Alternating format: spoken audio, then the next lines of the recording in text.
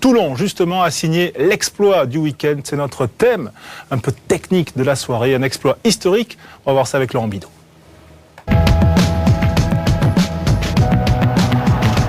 Découvrir la Coupe d'Europe à Thomond Park face au Munster, c'était peut-être le meilleur des bizutages pour Toulon, éparpillé 45-18 lors de la première journée.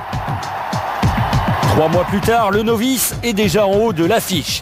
Les Toulonnais ont plané à Mayol dimanche. Leçon retenue et revanche éclatante, 32-16. Plus fort encore, grâce à la défaite des Ospreys contre les London Irish, le RCT est déjà qualifié pour les quarts de finale. Le Munster, double champion d'Europe, est lui éliminé. C'est l'une des grosses surprises de la saison. Quelle est la valeur de l'exploit toulonnais? Le débutant flamboyant peut-il maintenant inquiéter d'autres grands d'Europe? Impressionnant Toulon. On va voir tout de suite avec Bertrand si l'exploit toulonnais est une première en H-Cup, c'est-à-dire qu'un débutant tout de suite atteint les quarts de finale pour sa première participation. Non. L'exploit est beau, certes, mais c'est pas un miracle. Des clubs français l'ont déjà réalisé. Clermont et Biarritz l'ont fait lors de leur première participation. Et tout le mal qu'on souhaite franchement aux Toulonnais, c'est de faire comme Northampton, qui lors de leur première participation en 99-2000 avait été champion en finale contre le Munster. Donc c'était un coup de génie, un coup d'éclat incroyable. On espère que Toulon fera la même. On a été impressionné bien sûr par les Toulonnais qui menaient 32-6 au bout de 50 minutes. C'était absolument une démonstration. On a vu aussi qu'il y avait peu de touches. Jérôme Collin nous a donné cette stat. 2 touches seulement pour le Munster en 53 minutes. La première après 30 minutes. Y avait-il, messieurs, une stratégie anti-touche claire et nette établie par Philippe Saint-André et tout le staff toulonnais?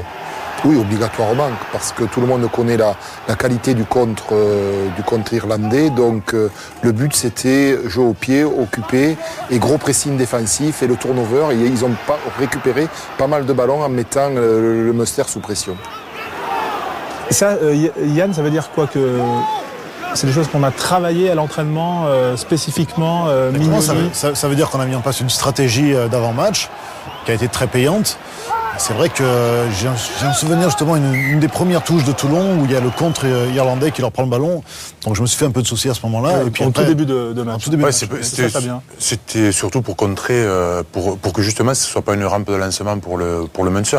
Ils ont l'habitude, le Munster, de se servir de la touche pour enclencher leur groupe pénétrant. Ils l'avaient d'ailleurs très bien fait au match aller et on avait vu que les Toulonnais s'étaient fait exploser dans ce secteur-là.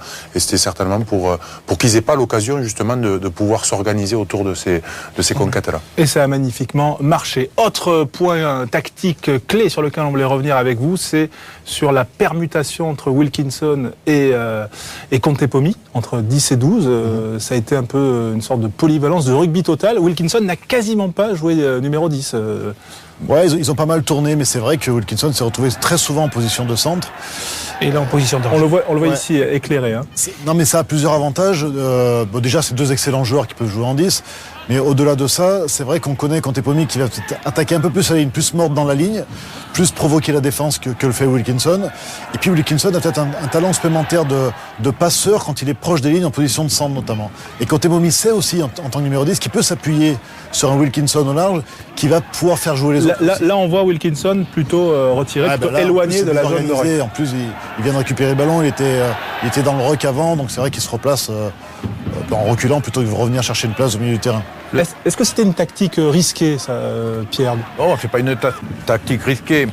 Moi, ce que je ne sais pas, est-ce que c'est la proximité du ballon et des rucks qui conditionne le positionnement de Wilkinson comme ouvreur ou de Contepomi, ou est-ce que c'est affiché comme programmé, où on dit, bon, eh bien... C'était programmé, en tout cas. C'était programmé. Les deux. Je sais pas, il faut voir, parce que c'est pas la première fois que ce genre de choses a été mis en place et par la suite abandonné. On avait vu au Racing aussi, Vignanski et Hernandez permutés, 10, On le 15. voit surtout sur les prises de milieu de terrain, où la redistribution, ils ont chacun des deux côtés, en sachant que Contepomi était s'imposer comme premier attaquant, alors que Wilkinson laissait des gens entre lui et au niveau de la transmission. Donc là, après, on dit que c'est programmé, je ne suis pas persuadé, moi. De plus, l'un est gaucher, l'autre est droitier. C'est pas anodin parce qu'il y a quand même beaucoup joué au pied.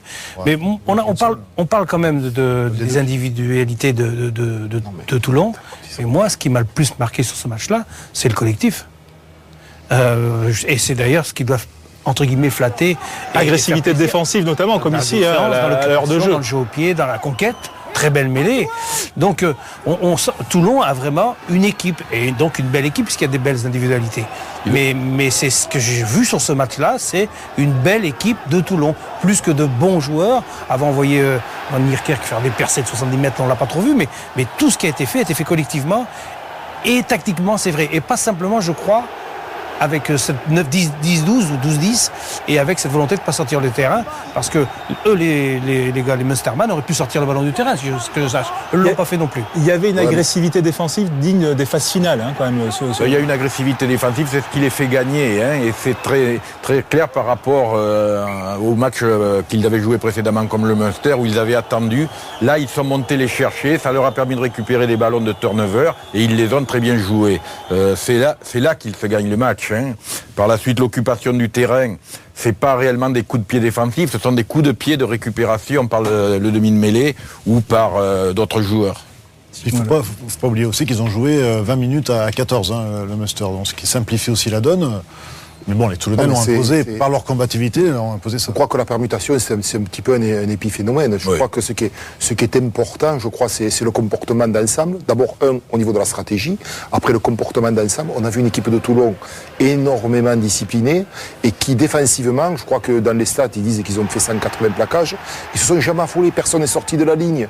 En permanence, ils ont su contrer cette équipe du Munster qui a semblé à un moment donné inefficace. On l'a vu aussi sur ce renvoi au 22 mètres, ballon récupéré par Felipe Contepomi sous la pression du pack toulonnais. Et derrière, ça donne le premier essai du match. Cette zone-là, Pierre Mignoni, il l'avait quoi, vu à la vidéo ou c'est juste un instinct? Il s'adapte à la situation, parce que le coup n'est pas gagnant du tout, le coup de pied est très bien tapé. Si on regarde les images, il est coutumier du fait, Pierre Mignoni. Oui, voilà. Ces choses-là, il est fait souvent. C'est pas stratégique par rapport à l'équipe de Munster ou à la situation, puisque les joueurs du Munster, ils sont sur le ballon. Après, c'est d'homme à homme. Tous les ballons perdus par le Munster, il y en a eu beaucoup, il y en a eu 19 au total, en mêlée, en touche, dans les turnovers. Ça vous surprend de la part d'une équipe comme ça, comme le Munster? L'organisation était en place, ils étaient mentalement très prêts. Les dernières, je vais faire un petit jeu de mots pour faire sourire, mais les dernières... Sonny le faisait, on le rêvait, Sonny le marquait, si j'ose dire, l'essai, c'était SBW. Il était là, il était très présent, on voyait plein d'individualités qui rejaillissaient. Là, vraiment, je reviens, excusez-moi, mais c'était un collectif organisé, impliqué, personne n'a lâché. Ceux qui sont rentrés ont rapporté encore un plus à l'équipe. Donc vraiment, on a vu une belle équipe. Et à Toulon, on dirait un bel équipage. Même. Voilà, et on a vu aussi un super Mignoni, décisif sur le deuxième essai que vous avez palettisé, Bertrand.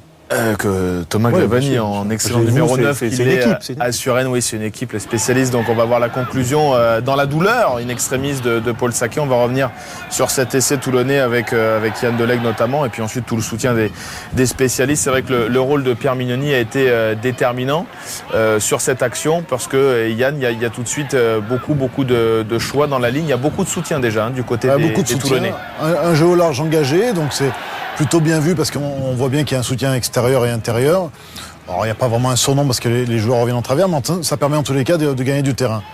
Très bon jeu au pied. Voilà, bon jeu au pied aussi qui met la pression sur l'arrière, qui va quand même s'en sortir. Alors on pensait qu'il allait être pris dans l'embut, et comme on savait la mêlée performante, on pensait que ça pouvait être un bon coup. C'est un risque de se débarrasser du ballon au pied comme ça, si près des lignes? Oui, c'est un risque. En même temps, ils sont replacés, donc logiquement, ça ne devrait pas trop faire mal. Mais là, il y a une inspiration de Pierre Mignoni qui est incroyable. Plutôt que de se servir de son joueur intérieur, il va choisir le côté fermé qui est un tout petit côté, puis après on connaît ses cannes aussi, et il va semer la pagaille dans la défense. Sébastien Bruno qui arrive à capter un ballon qui lui paraît un peu fort au départ, et il va de suite chercher à son extérieur Van Niekerk qui envoie tout l'espace justement disponible pour aller marquer cet essai. Après il y avait peut-être plus simple à faire avec Wilkinson. Bon, puis finalement, malgré la passe mal assurée, Saquet arrive à récupérer le ballon, puis après on peut dire qu'il se le pèle parce qu'il va effacer son premier vis-à-vis et rafuter le deuxième pour marquer. Le jeu collectif de Toulon qui est intéressant a amené aussi cet exploit un peu individuel de Mignoni. C'est-à-dire que l'un n'est pas incompatible avec l'autre, et vice-versa. Bien évidemment. Simplement, là, le Munster est 14, je crois. Enfin, ils font une faute, ils sont sous pression déjà, ils récupèrent le ballon pas miraculeusement, mais difficilement, et il laisse le ballon dans le terrain, quoi. Il faut sortir le ballon du terrain, surtout quand on a un bon contre en touche. Alors, qui dit performance de Toulon, on peut dire aussi qu'il y a une contre-performance du Munster quand même, au niveau des individualités et du collectif. Ouais, mais je pense que les Toulonnais leur ont mis une telle pression que ça les a un petit peu perdus quand même. Mentalement, ils étaient moins dans le match, et on leur a vu en effet faire des fautes inhabituelles, où les joueurs se trouvaient pas vraiment, mais parce qu'ils étaient submergés par la pression toulonnaise, je crois. Ouais, ils se sont énervés aussi. Ils se sont énervés, et puis le score les a obligés à jouer tous les ballons à la main. Et donc là, il y avait plus de choix, hein, c'était beaucoup plus facile. Ogara, quand même, il s'est tapé dans un ballon aussi. Sébastien Bruno, le talonneur toulonnais, disait après le match que l'arbitrage avait peut-être été aussi favorable aux Toulonnais, enfin en tout cas plutôt agréable pour une fois.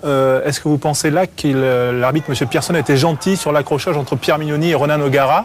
Carton jaune seulement à l'Irlandais. Est-ce qu'il fallait ou pas exclure les deux? Moi, sincèrement, je pensais que les deux allaient prendre un jaune. C'est vrai que les Toulonnais s'en sortent plutôt bien sur ce genre d'action. Ouais, Sanson aussi peut prendre un carton, hein, sur une pénalité d'ailleurs qui est pour Toulon ensuite dans la foulée 30 secondes après. C'est vrai que là, l'arbitrage, je ne parle pas d'arbitre, hein, l'arbitrage a été plutôt favorable à Toulon sur les décisions, mais c'est pour les fois où c'est l'inverse. Enfin là, il y a un petit contentieux contre Tepomi, l'ancien du Leinster, qui est venu voir Ogara, le joueur du Munster. Son ancien voisin de... On n'a pas vu un grand arbitrage de la part pas mal de cartons jaunes. Pardon, Jacques. On n'a pas vu un grand arbitrage de la part de M. Pearson. Je crois qu'il a été le premier à passer à travers. On le voit d'ailleurs sur le premier ruck. Smith ne fait pas de faute, il le pénalise. Et là, à partir de là, on a dit, le premier, j'ai dit, il est parti pour une grande après-midi. Et il n'a pas été vraiment, dans ses décisions, je trouve qu'il n'a pas été à la hauteur de ce match. Pour répondre à la question du thème, débutant déjà grand, est-ce que Toulon a le potentiel pour aller au bout? Voilà, Toulon est une équipe de grands joueurs. Oui, non? Oui, il n'y a aucun souci. Ils ont une grande équipe, Toulon. Bien sûr. Ils vont aux Ospreys, ça sera en direct sur Canal samedi. Ça va être très dur aux Ospreys de toute façon. Oui, c'est pas mais ils ont le potentiel en effet pour aller très loin dans cette course. S'ils prennent 5 points, ils recevront déjà. Dans la logique, c'est une de nos meilleures équipes, des meilleures équipes de notre championnat. Les équipes de notre championnat, généralement, réussissent bien en Coupe d'Europe, donc il n'y a pas de raison que Toulon ne réussisse pas en Coupe d'Europe. Non, mais parfois, je pose des questions un peu bêtes, ouais, c'est ça. Allez,